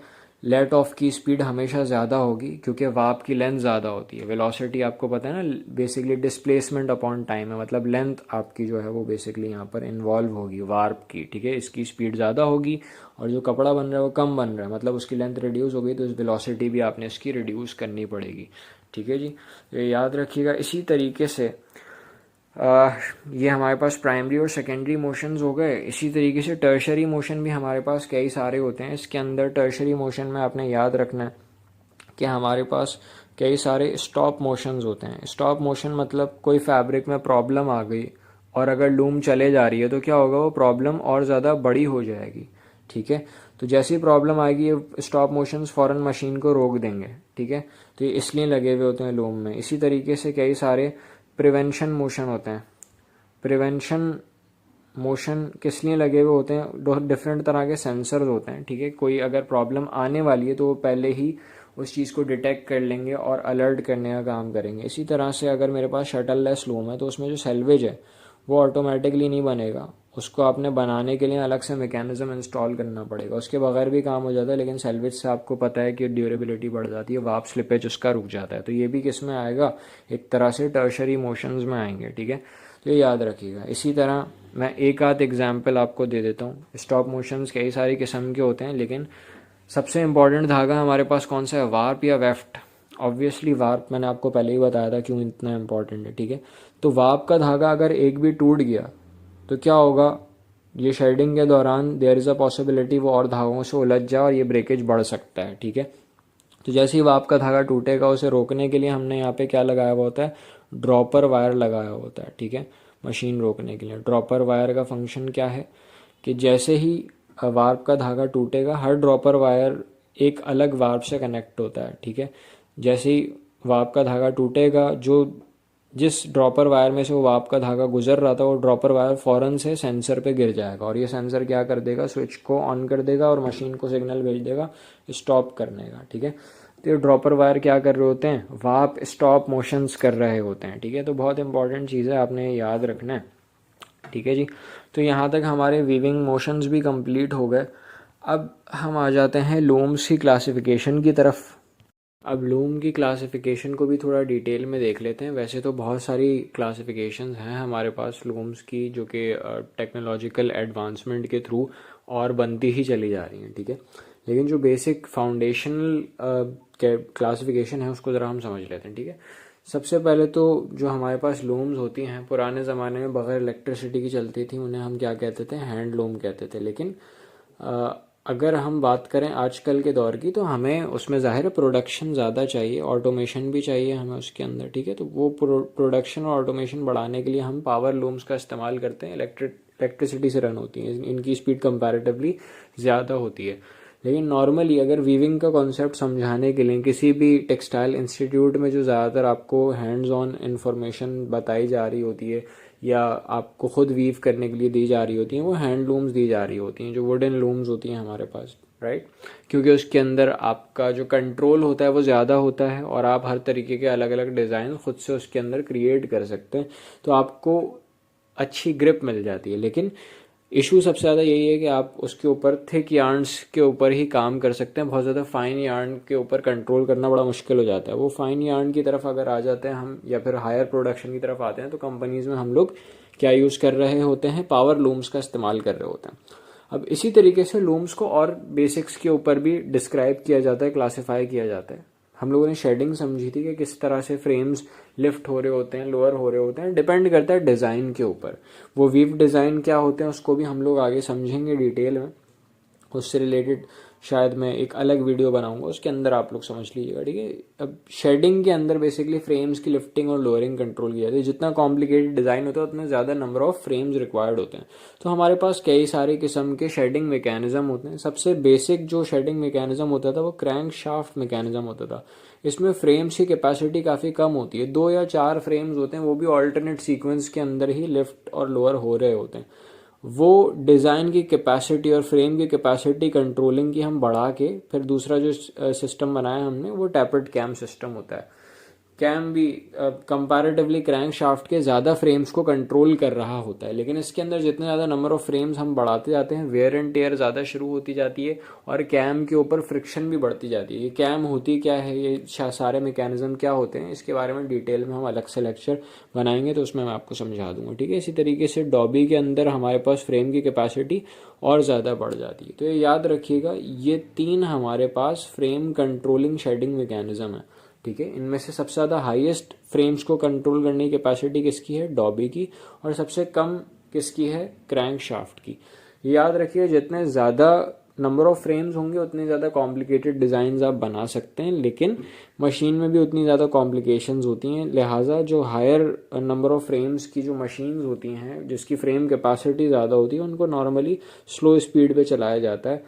कई वजूहात है, उसके ऊपर भी हम लोग डिस्कस करेंगे अगर वेविंग मैकेनिज्म के ऊपर हमने अलग से वीडियो लेक्चर्स बनाए, ठीक है। लेकिन कई दफ़ा ऐसे भी सिनेरियोज होते हैं कि हमें किसी भी वूवन फैब्रिक के अंदर इमेजेस क्रिएट करनी होती हैं। तो जब इमेजेस क्रिएट करनी होती हैं, रिपीटेड डिज़ाइन नहीं होता वहाँ पे, तो हमें अपनी मर्जी से बीच बीच में से वार्प यार्न्स को लिफ्ट करना होता है। तो फॉर दैट पर्टिकुलर रिक्वायरमेंट फिर हमारे पास फ्रेम नहीं चाहिए होगा, हमें इंडिविजुअल वार्प यार्न्स को कंट्रोल करना होगा। उसके लिए फिर हमें हुक्स चाहिए होते हैं। वो किस मैकेनिज्म में होते हैं, जैकार्ड मैकेनिज्म में। याद रखिएगा, कभी भी इमेजेस या नॉन रिपीटिंग डिज़ाइन आपने क्रिएट करना है वीव के थ्रू, तो उसके अंदर हम क्या यूज़ कर रहे होते हैं, जैकार्ड यूज़ कर रहे होते हैं। तो ये जैकार्ड में हर तरह का वूवन फैब्रिक बन सकता है, हर तरह की कैपेसिटी, हर तरह की तस्वीर आप बना सकते हैं। लेकिन इशू क्या है, जैकार्ड की स्पीड कंपैरेटिवली कम होती है, ठीक है। तो ये हमने जो क्लासिफिकेशन करी है उसके शेडिंग मैकेनिज्म की बेसिस पे थी कि किस तरह का शेडिंग मैकेनिज्म है according to the weave design, या उसकी फ्रेम की कैपेसिटी कितनी है, उस लिहाज से हमने क्लासीफाई कर लिया था। अब जो उसके अंदर वेफ्ट इंसर्शन का मैकेनिज्म होता है, उसकी बेसिस पे भी हम लूम्स की क्लासिफिकेशन कर रहे होते हैं। उसे हम पिकिंग कहते हैं, राइट। मैंने बताया था पिकिंग के लिए कोई मीडियम चाहिए होता है। वो मीडियम या तो शटल होगा या फिर शटल लेस होगा, राइट। तो शटल या शटल लेस मीडियम के अंदर क्या फ़र्क है, यहाँ हम लोग समझते हैं इसके बारे में। शटल लूम और शटल लूम के दरमियान जो डिफरेंस है, बेसिकली शटल इस तरह का एक वुडन पार्ट होता है जिसके कॉर्नर पे मेटल लगाया हुआ होता है, ठीक है। और इसी वुडन शटल के अंदर क्या लगी हुई होती है, एक छोटी सी पतली सी यार्न पैकेज लगी हुई होती है जिसको हम पर्न कहते हैं। पैकेज इसके अंदर कंटेन्ड होता है। दैट इज़ द रीज़न कि आप इसको शेड चेंज कर करके बार बार राइट और लेफ्ट दोनों साइड से इंसर्ट कर सकते हैं। एक ही यार्न वो मल्टीपल वेफ्ट के तौर पे बिहेव कर रहा है, राइट, जिसकी वजह से ऑटोमेटिकली यहाँ पर क्या बन गया है, सेल्वेज बन गया है। और याद रखिएगा, एक साइड से दूसरी साइड भेजने के लिए हम यहाँ पे क्या यूज़ कर रहे होते हैं, हैमरिंग का मैकेनिज्म यूज़ कर रहे होते हैं। हैमर जिसको हिट करते हैं राइट से लेफ्ट की साइड पे भेजने पे या लेफ्ट से राइट की साइड पे भेजने पे, हैमर्स के थ्रू हिट करके ये वाला मैकेनिज्म परफॉर्म हो रहा होता है शटल के थ्रू, ठीक है। क्योंकि पैकेज बहुत छोटा है तो ये जल्दी एग्जॉस्ट हो जाता है, फिर आपको इसकी पर्न चेंज करनी होती है। तो अब यहाँ पर आप रिलेट कर पा रहे होंगे कि शटल लूम्स के अंदर ये छोटा सा यार्न पैकेज लग रहा होता है, शटल के अंदर इंसर्ट होता है, इसको पर्न कहते हैं। वहीं पर हमने इसी वजह से पर्न वाइंडिंग करनी होती है जब भी हम शटल लूम्स का इस्तेमाल करते हैं, राइट। इसके अंदर ऑटोमेटिकली आपका प्लेन सेल्वेज भी बन जाता है, यार्न की इंसर्शन बोथ साइड से होती है, ठीक है। और नॉइस पॉल्यूशन सबसे ज़्यादा होती है। क्यों सबसे ज़्यादा होती है? क्योंकि हैमर्स का मैकेनिज्म है, ठीक है। सेफ्टी इश्यूज कई दफ़ा बड़े ख़तरनाक किस्म के होते हैं कि अगर शटल अपने पास से डेविएट हो गई तो बहुत हाई वेलोसिटी होती है उसकी और काफ़ी बड़ा पार्ट होता है, डैमेज कर सकता है, ठीक है।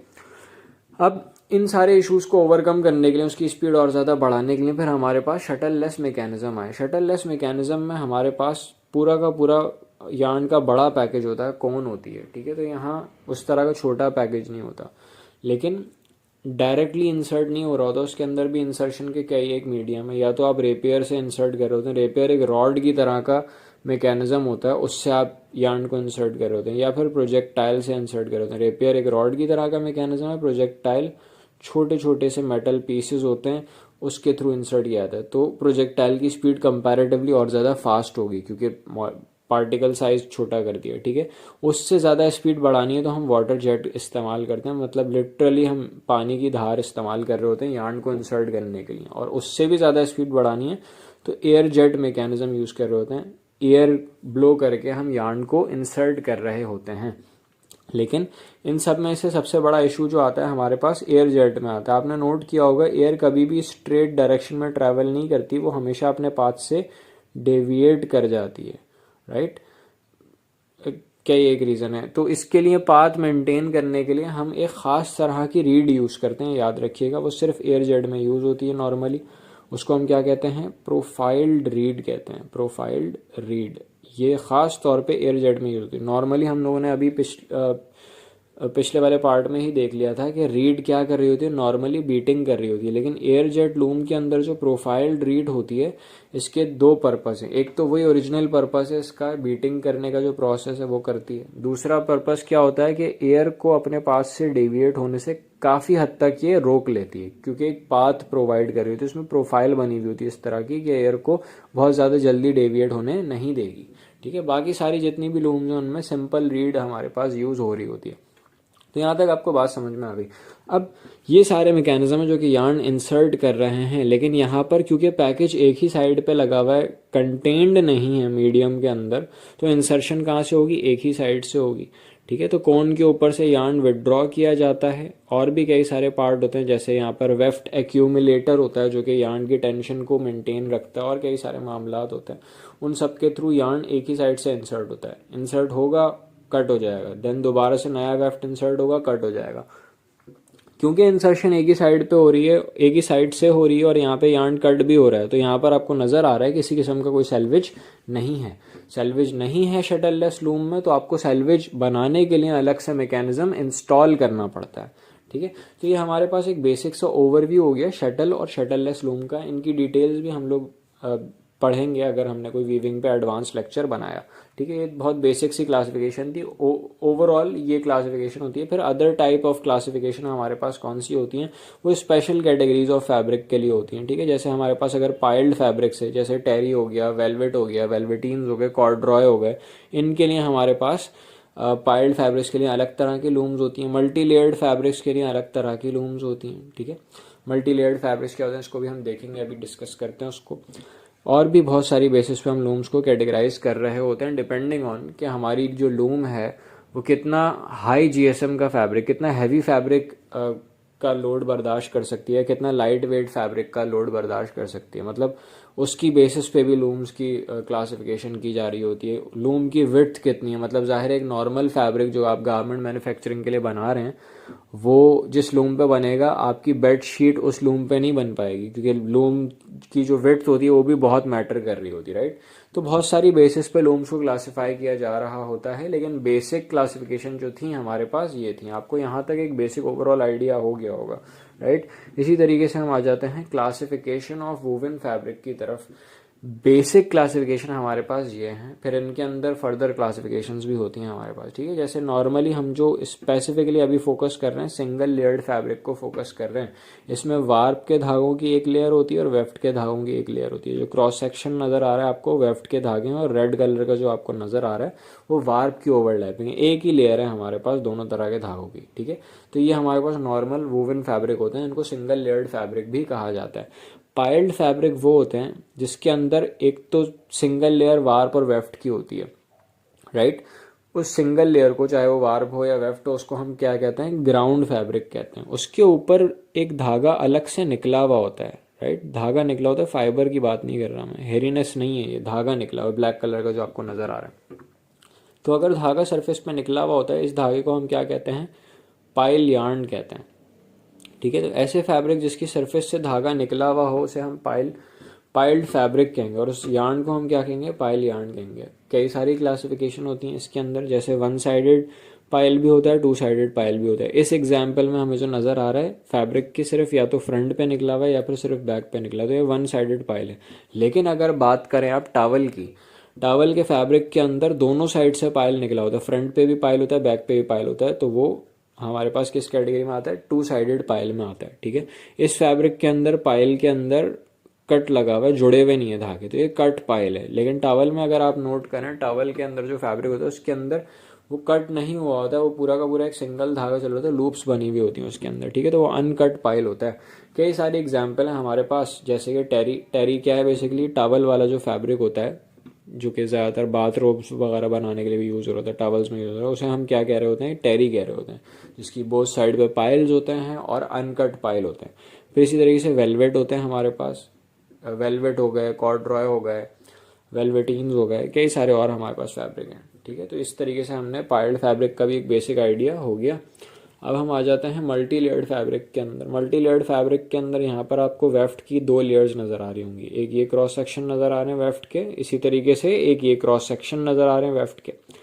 अब इन दोनों क्रॉस सेक्शंस को आपने एक तरीके से वीव किया एक दूसरे के साथ, तो जाके हमारा ये फैब्रिक तैयार हुआ है, ठीक है। तो अब वो डबल लेयर या ट्रिपल लेयर वेफ्ट की भी हो सकती है, वही सारी मल्टीपल लेयर्स वार्प की भी हो सकती हैं। तो डिपेंडिंग ऑन द सिनेरियो कि हमारे पास किस चीज़ की मल्टी लेयर्स हैं, उसी बेसिस पे हमारे पास मल्टी लेयर्ड फैब्रिक की भी इस तरह के दो टाइप्स होती हैं, या तो warp based multi layered fabric होते हैं या फिर weft based multi layered fabrics होते हैं, ठीक है। नॉर्मली इतना कन्वेंशनल टेक्सटाइल में इतना ज़्यादा इस्तेमाल नहीं होता है इनका, ठीक है, लेकिन फंक्शनैलिटी की बेसिस पे हम काफ़ी ज़्यादा यूज़ कर रहे होते हैं। पाइल्ड फैब्रिक फिर कंपैरेटिवली मल्टी लेयर के कंपैरिजन में अच्छे खासे यूज़ हो रहे होते हैं, वेलवेट्स वगैरह की अगर बात की जाए, ठीक है जी। तो इससे रिलेटेड अगर आपके पास कोई क्वेश्चन हो, कोई चीज़ नहीं समझ में आई हो, तो ज़रूर कमेंट्स के अंदर पूछ लीजिएगा। किसी भी तरह की बात हो तो उसके ऊपर हम कमेंट्स के ऊपर जो भी सवाल आएंगे उसके ऊपर एक अलग से वीडियो बना लेंगे हम लोग, जो भी आपके डाउट्स वगैरह होंगे उसको क्लियर करने के लिए। थैंक्स।